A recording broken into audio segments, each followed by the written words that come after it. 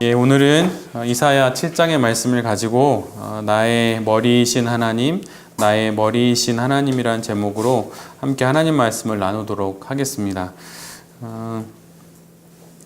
오늘 우리가 함께 보고 있는 이사야는 예언서 중에 가장 첫 번째 책입니다. 그리고 그 이사야는 총 4명의 유다 왕의 시대를 거쳐서 이렇게 예언을 하게 돼요.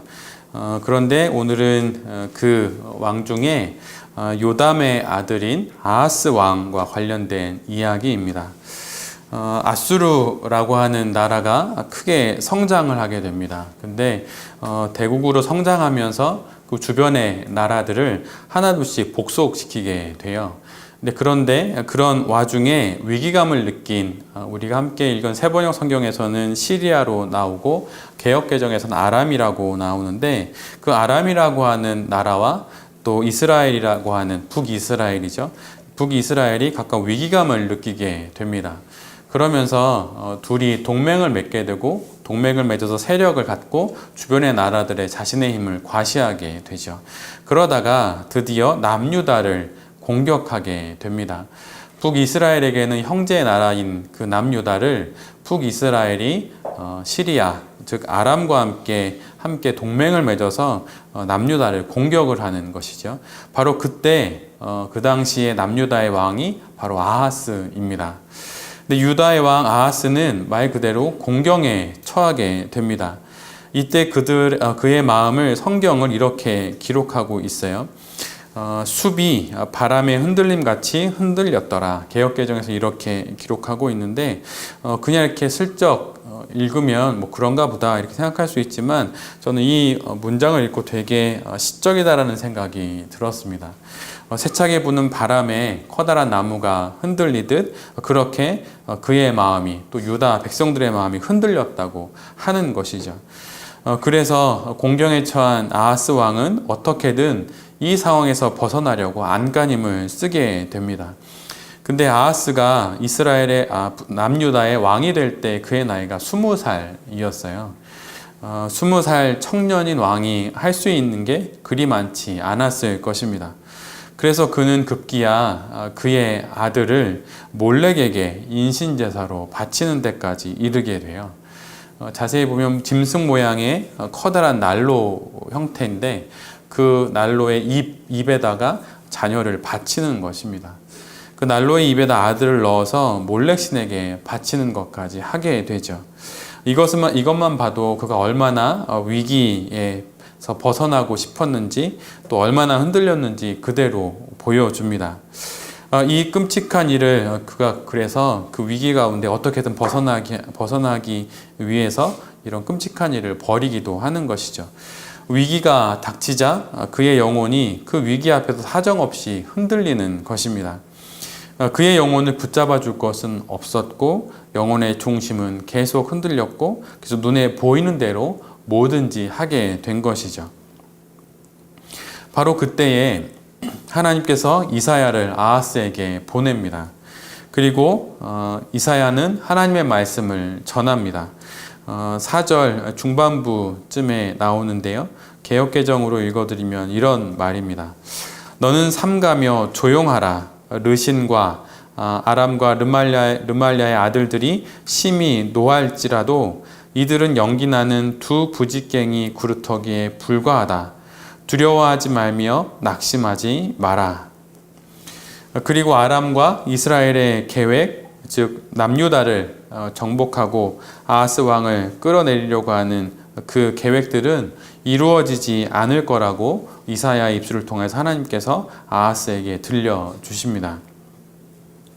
하나님께서 이사야를 통해서 첫 번째로 들려주시는 말씀은 너는 삼가며 조용하라는 거예요. 어려움을 당하면 우리 누구든 다 말하고 싶어집니다.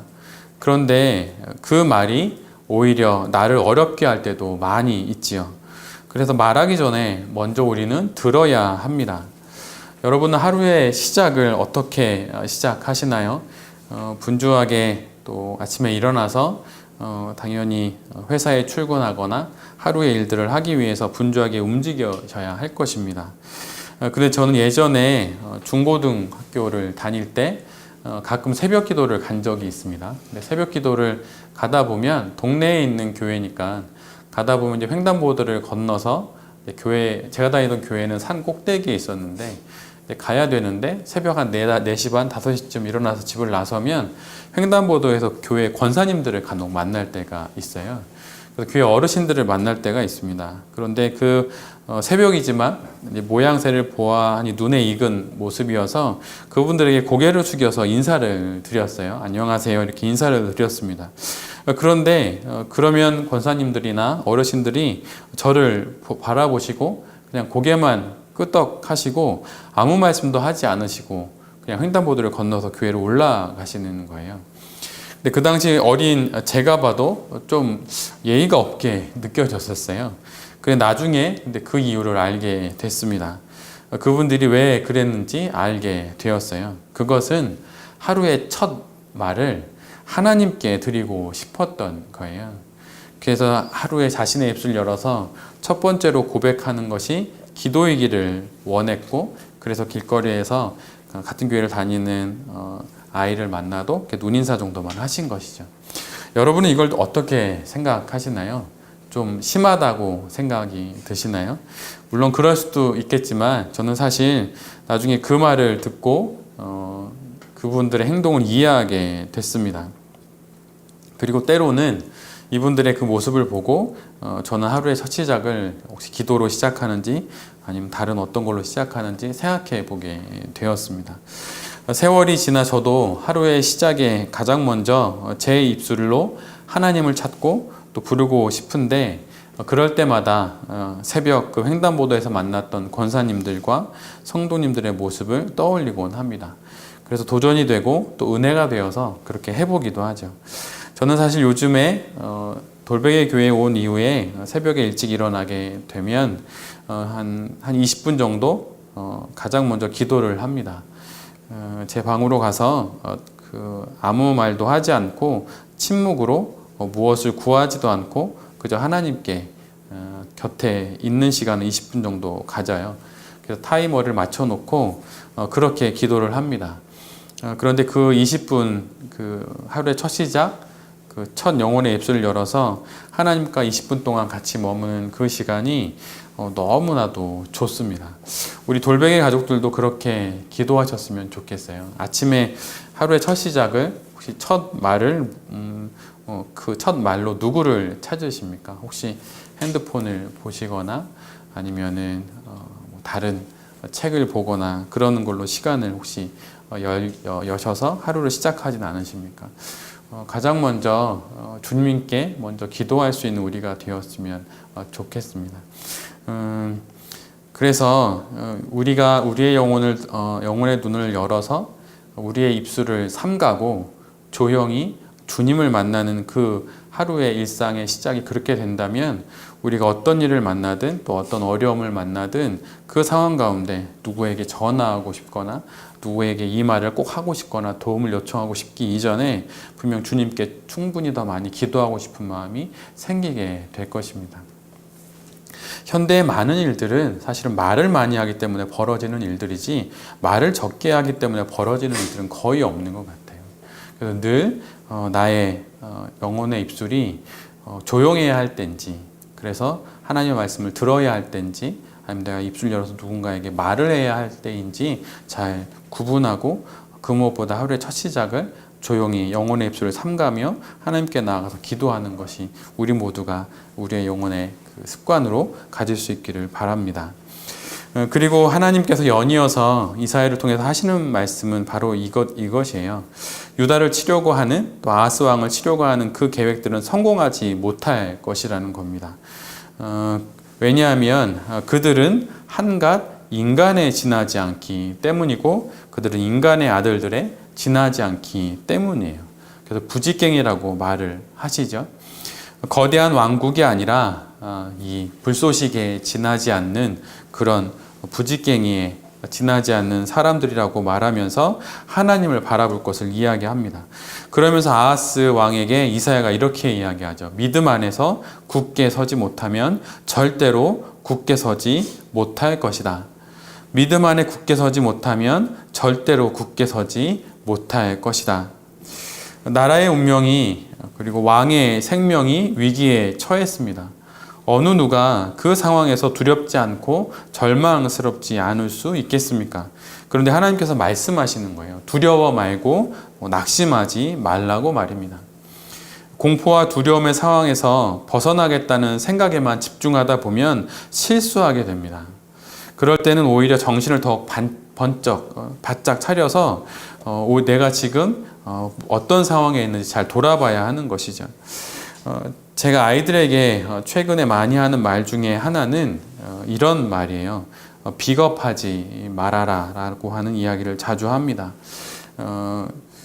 비겁하지 말라고 하는 이유는 만약 이 말을 하게 되면 이미 자신에 대한 정당성이 스스로에게 무너지기 때문입니다. 그러면 다른 이들의 말에 무너지는 것은 너무나도 쉽기 때문이에요. 다른 사람들이 아무리 나를 무너뜨리려고 해도 내 스스로 내가 나에게 비겁하지 않으면 다시 일어설 수 있습니다. 그런데 내 스스로 나에게 비겁하면 이미 내가 내 안에서 무너졌기 때문에 다시 일어날 수가 없어요. 그런데 어느 정치인의 말처럼 조금만 비겁하면 삶은 참 편합니다. 조금만 비겁한 자리에 잠깐 머물면 삶은 참 편하죠. 그런데 그때 그 유혹을 이겨내야 합니다. 그 유혹을 이겨낼 때 나중에는 종국에는 내게 닥친 그 어려움을 반드시 넘어설 수 있는 것이죠. 그래서 하나님께서는 먼저 아하스 왕에게 그렇게 말하는 거예요. 흔들리지 마라, 두려워하지 마라, 낙심하지 마라. 그런데 하나님께서 말씀하시는 것은 그렇게 그냥 네가 힘을 내서 용기를 갖고 너를 복돋워서 그냥 그렇게 두 발로 서라라고 말씀하지 않으시고 믿음 안에 굳게 서라고 먼저 말씀하십니다.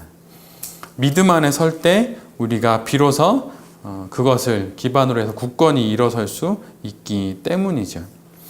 하나님께서 먼저 아하스 왕을 붙드시는 것입니다. 흔들리지 말라고, 믿음에서 바로 서라고 그렇게 아하스 왕에게 말하고 있는 것입니다. 한 집안의 가장이거나 또 엄마라면 흔들리지 않아야 합니다. 내가 어느 공동체 리더라면 흔들리지 않아야 합니다. 삶에 어찌 그림자가 없을 수 있겠습니까? 늘 그림자는 살아있다면 있기 마련이죠. 그러나 그때에도 흔들리지 않기 위해 믿음 안에 서야 합니다. 그것이 성도가 가지고 있는 은혜요 특권입니다.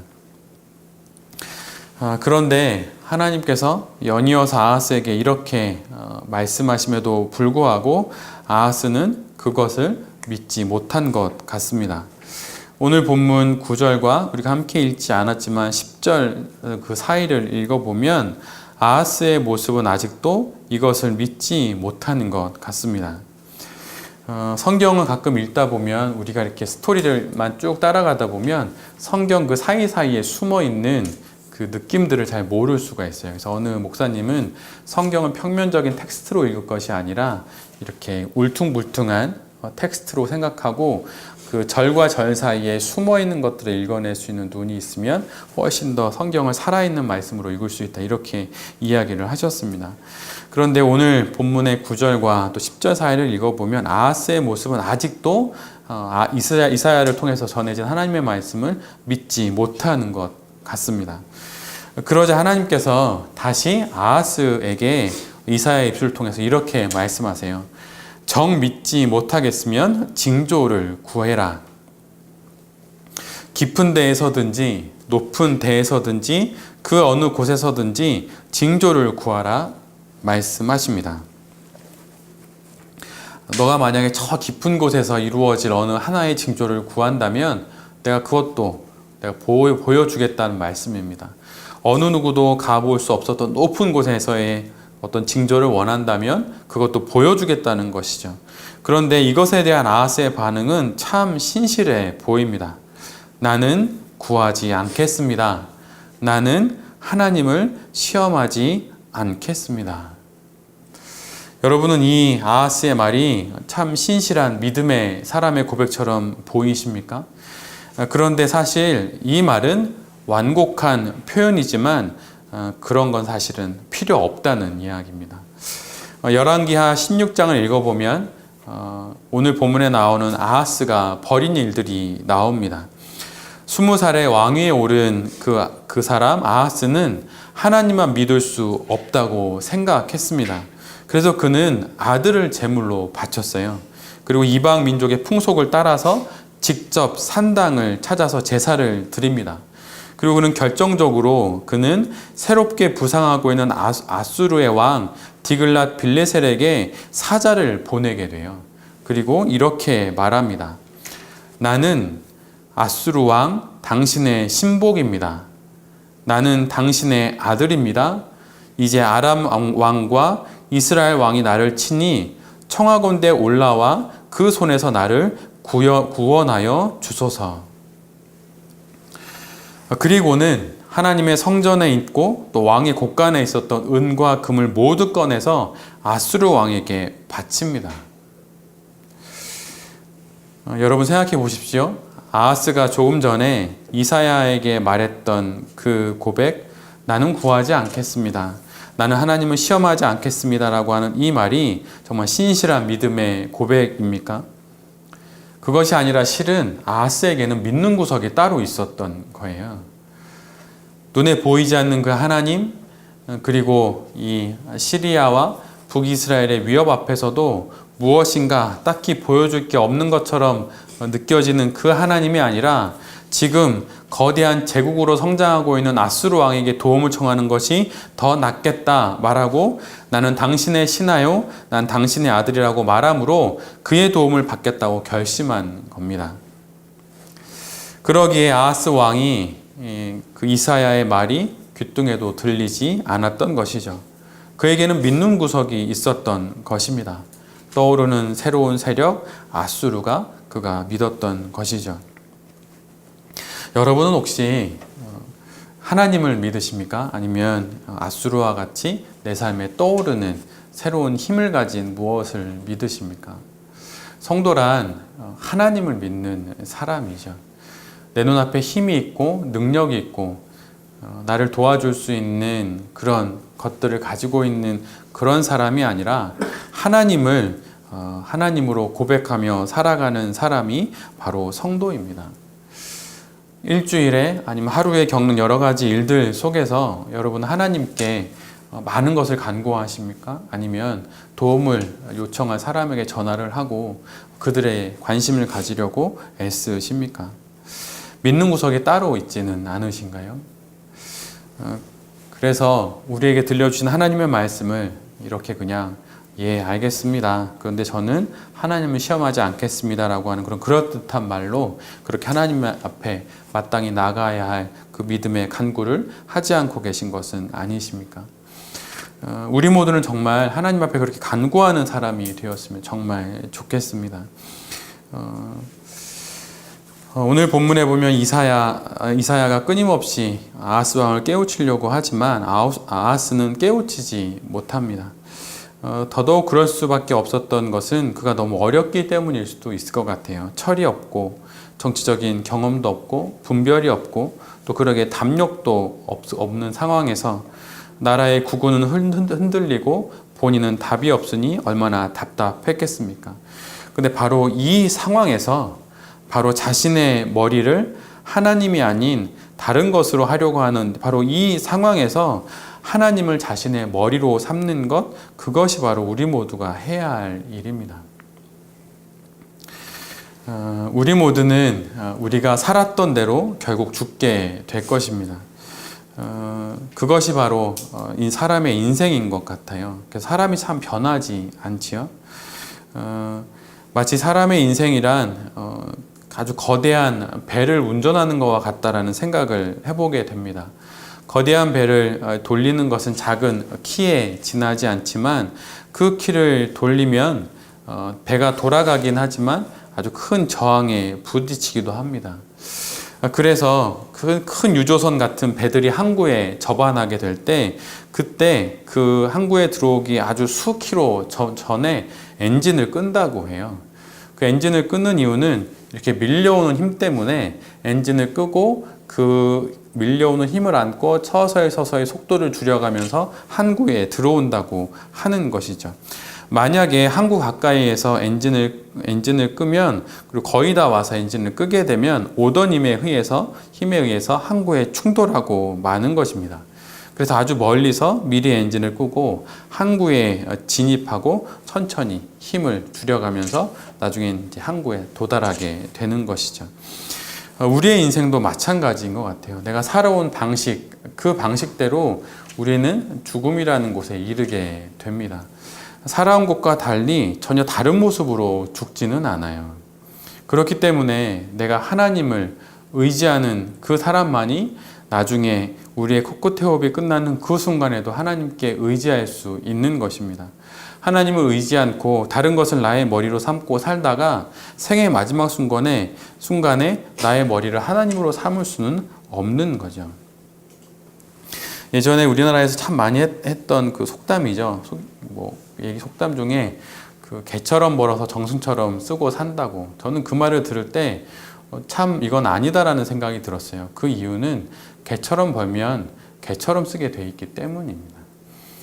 돈을 버는 그 삶의 결이 몸에 배어 있기 때문에 그렇게 쓰는 거예요. 돈을 버는 것에 귀천이 있다라는 게 아니라, 직업에 귀천이 있다라는 게 아니라, 어떤 직업이 됐든 그 직업을 갖고 돈을 벌 때 돈을 대하는 마음의 결에 따라서 나중에 그 돈도 쓰게 된다고 하는 것이죠. 그래서 사는 대로 종국엔 죽게 된다는 것은 참으로 맞는 말입니다. 그래서 아하스가 이 위기의 순간에 이렇게 결정하는 것은 그가 그렇게 살아왔기 때문이에요.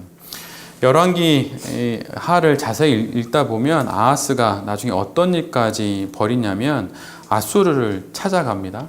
그리고 아수르 왕의 도움으로 이 위기에서 벗어나게 돼요. 그리고 다메섹에 도착하게 됩니다. 다메섹에 도착해서 그가 뭐를 보냐면 제단을 하나 보게 돼요. 그런데 그 제단이 너무 그럴듯해 보이는 거예요. 그래서 그 제단을 아주 세밀히 그립니다. 예를 들면 설계도를 그리는 거예요. 그 설계도를 다 그린 다음에 그거를 그 당시 남유다의 제사장이었던 우리아에게 줘요. 그리고 우리아가 그걸 갖고 남유다로 돌아갑니다. 그래서 남유다가 다메섹에서 봤던 그 똑같은 모양의 제단을 남유다에 만들어요. 그걸 또 언제 만드냐면 그 아하스 왕이 다메섹에서 돌아오기도 전에 아주 신속하게 그것을 만듭니다. 그리고 나서 거기서 제사를 지내요. 그런데 그가 제사를 다 지내는데 맨 마지막에 이 이야기를 하게 됩니다. 어떻게 이야기를 하게 되냐면 이런 식의 이야기를 하는 거예요. 내가 하나님의 그 성전 앞에 놋제단이 하나 있었는데 그 놋제단도 따로 보관해 둬요. 그리고 내가 하나님께 엿줄 때만 그 놋제단을 쓰겠다라고 이야기하고 다른 번제와 전제와 모든 제사는 다메섹에서 본떠서 만든 그 제단에서 드리게 됩니다. 그리고 심지어 본인이 직접 그 제사를 드리게 돼요. 여러분은 이것을 보시면서 어떤 생각이 드십니까? 아하스는 자신이 할 수 있는 모든 것을 다 하는 거예요. 하나님도 섬기고 그럴듯한 다메섹에서 발견한 그 제단도 이렇게 만들고 거기에다가 자기가 드리고 싶은 제사도 마음껏 드리면서 자기의 머리를 마음대로 결정하는 것입니다. 그리고 아하스가 말했던 이 말, 주님 앞에 있던 놋제단은 내가 주님께 여쭈어 볼 때만 쓰겠다라고 하는 이 말처럼 언제든 하나님께 여쭙고 언제든 하나님을 이용할 수 있다고 그렇게 생각했던 것이죠. 그런데 이 많은 삶의 스토리가 있지만 이사야는 그 아하스 왕의 그 모습을 그의 말 속에서 읽어내고 이사야를 통해서 하나님께서 또다시 이런 말씀을 하세요.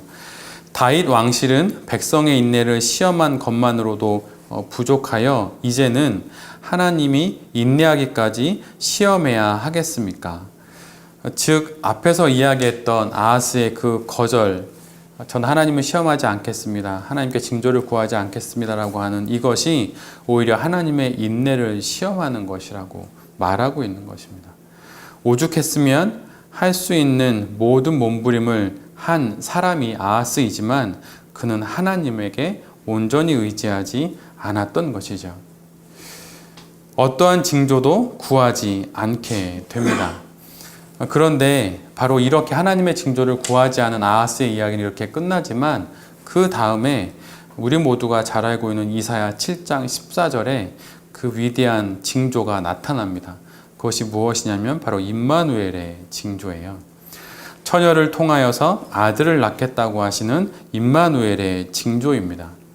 비록 인간은 징조를 구하지도 않고 하나님에게 그 어떠한 증거도 구하지 않지만 그럴 때에도 하나님께서는 당신의 징조를 나타내시겠다고 하는 거예요. 임마누엘의 징조, 처녀가 잉태하여 아들을 낳게 되는 그 징조를 바로 이 상황에서 하나님께서 이사야의 입술을 통하여서 아하스에게 들려주시고 또 남유다에게 들려주시는 것입니다. 달리 말하면 너희가 가진 국력과 또 국부가 커져서 힘으로 두 나라를 엎는 것이 아니라 앞으로 더 어려워지겠지만 20년 뒤에 수십 년이 지난 이후에 두 나라는 멸망하게 될 것이고 그 미래, 그 역사의 모든 것들이 바로 임마누엘의 징조를 이 땅에 이루시는 하나님에 의해서 이 나라와 온 역사가 주관되고 있다는 것을 지금 이사야를 통해서 하나님께서 말씀해주고 있으신 것입니다. 삶의 조건들은 때로는 우리를 어렵게 하고 또 우리를 힘들게 합니다. 그럴 때 우리가 바라봐야 할 것은 임마누엘의 징조로 우리와 함께 하시는 그 하나님을 바라봐야 하는 것이죠. 우리에게 하나님이 가지신 그 의지와 궁극적인 목적을 하나님께서 당신의 임마누엘의 징조로 나타내 보여주시겠다고 하는 것입니다. 로마서 10장 3절에 이런 말씀이 있어요. 누구든지 주의 이름을 부르는 자는 구원을 받으리라. 우리가 구원받지 못함은 우리가 주의 이름을 부르지 않기 때문입니다. 삶의 어려움이 있을 때 사람에게 나아가지 않고 임마누엘의 징조로 우리 가운데 당신의 뜻을 반드시 이루시는 그 하나님의 이름을 부를 수 있는 우리 모두가 되어야 할 것입니다. 우리의 영혼의 입술이 하나님의 이름을 부를 때 우리의 중심 없는 영혼은 중심을 갖게 됩니다. 그리고 누군가에게 자꾸 말하고 싶고 또 누구에게 전화하고 싶은 그 마음도 어느새 잠잠해져서 그렇게 영혼 깊은 곳에 있는 우리의 영혼의 입술이 하나님을 찾게 되는 일들이 우리 가운데서 일어나게 되는 것이죠. 우리가 함께 보고 있는 이사야 말씀에 64장 7절에 이런 말씀이 있어요. 주의 이름을 부르는 자가 없으며 스스로 분발하여 주를 붙드는 자가 없사오니 이는 주께서 우리에게 얼굴을 숨기시며 우리의 죄악으로 말미암아 우리가 소멸되게 하셨음이니라. 주의 이름을 부르는 자가 없다고 말합니다. 그리고 주의 제단에 나와 그분의 이름을 영혼의 입술 가득 머금고 부르는 이들이 적어지는 시대라고 말합니다. 주님의 이름을 부르는 자가 없고 주님을 굳게 의지하려고 분발하는 사람이 없는 시대, 바로 그것이 지금 우리가 살고 있는 이 시대이죠. 그러기에 불의가 또 정의를 삼키는 시대가 되었고 어둠이 빛을 또 죽음이 생명을 또 세상이 교회를 삼켜버리는 시대가 되고 만 것입니다. 우리의 삶이 자꾸 공고해지고 또 우리의 삶이 자꾸 어려워지는 이유는 사실은 우리 가운데 어려움이 넘쳐나기 때문이 아니고 우리가 마땅히 불러야 하는 그 능력의 이름인 우리 주 예수 그리스도의 이름을 부르지 않기 때문입니다. 그리고 나의 영혼의 머리로 내가 하나님을 삼지 않고 있기 때문인 것이죠. 역사를 주관하시는 분이 하나님이시듯 한 개인인 나의 역사도 주관하시는 분도 역시 하나님이십니다. 그 하나님 앞에 우리의 인생이 달려있음을 우리 모두 다시 한번 기억해야 합니다. 역사를 주도하시고 주관하시는 그 하나님이 바로 나의 인생도 이끌고 계신 것이죠. 많은 사람들이 하나님이 역사를 주관하신다 이렇게 말하고 또 고백하지만 정작 나의 삶에 어려움이 다가오고 또 나의 삶이 공고한 시간을 지날 때 그때 나의 삶을 주관하시는 하나님을 믿지 못하게 됩니다. 오늘 본문의 아하스 왕처럼 말입니다. 그런데 그럴 때 하나님께 영혼의 눈을 두고 하나님을 바라보며 하나님께 징조를 구하기도 하고 하나님 앞에 간절히 매달릴 수 있는 우리 모두가 되기를 빕니다. 그럴 때 하나님께서 마침내 우리 가운데 당신의 뜻과 당신의 희망을 이루어 주실 것입니다. 하나님께는 오직 현재만 있다는 이야기가 있습니다. 비록 나에겐 과거도 있고 또 현재도 있고 미래도 있지만 하나님에게는 오직 모든 게 다 현재예요. 내가 겪었던 과거의 어려운 일들도 하나님 지금도 보고 계십니다. 그리고 내가 아직 겪지 않아서 살아보지 못한 나의 미래도 지금 하나님은 보고 계신 것이죠. 그러기에 우리가 누구를 나의 머리로 삼아야 하겠습니까? 오직 하나님만을 나의 머리로 삼아야 하는 것이죠. 성도란 역사의 주권자이신 그 하나님께서 지금 바로 나의 삶도 주도하고 계시다는 것을 믿는 사람입니다. 그리고 단 한 번도 그 역사의 주도권을 그 누구에게도 내어주시지 않은 그 하나님께서 오늘도 나의 삶을 주관하심을 믿고 오늘도 이 땅의 삶을 하나님과 더불어 살아가는 사람이 바로 성도인 것이죠. 우리 모두의 영혼의 머리엔 누가 앉아 계십니까? 그리고 여러분 누구에게 여러분의 모든 것들을 간구하고 계십니까? 이번 한 주간도 더욱더 영혼의 모든 것들을 갖고 가장 영혼의 첫 번째 입술로 주님을 찾고 또 가장 마지막 입술로 주님의 이름을 부를 수 있는 우리 모두가 되었으면 좋겠습니다. 특별히 이사야 말씀을 계속 묵상하고 있는데 앞부분은 계속 우울한 이야기입니다. 계속 심판에 관련된 이야기가 계속 이어지죠. 그런데 중간중간 또 후반부로 갈수록 하나님께서 희망을 주세요.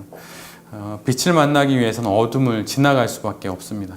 이 어둠에 그리고 힘겨운 이 이사야의 앞부분을 하나님의 말씀을 잘 묵상하고 잘 지나서 나의 삶을 처음과 마지막을 주관하시는 그 하나님, 나의 태어남과 나의 죽음도 주관하시는 그 하나님께 나의 온 인생을 맡기고 또 한 주를 또 한평생을 살아가는 우리 모두가 될 수 있기를 기도드립니다.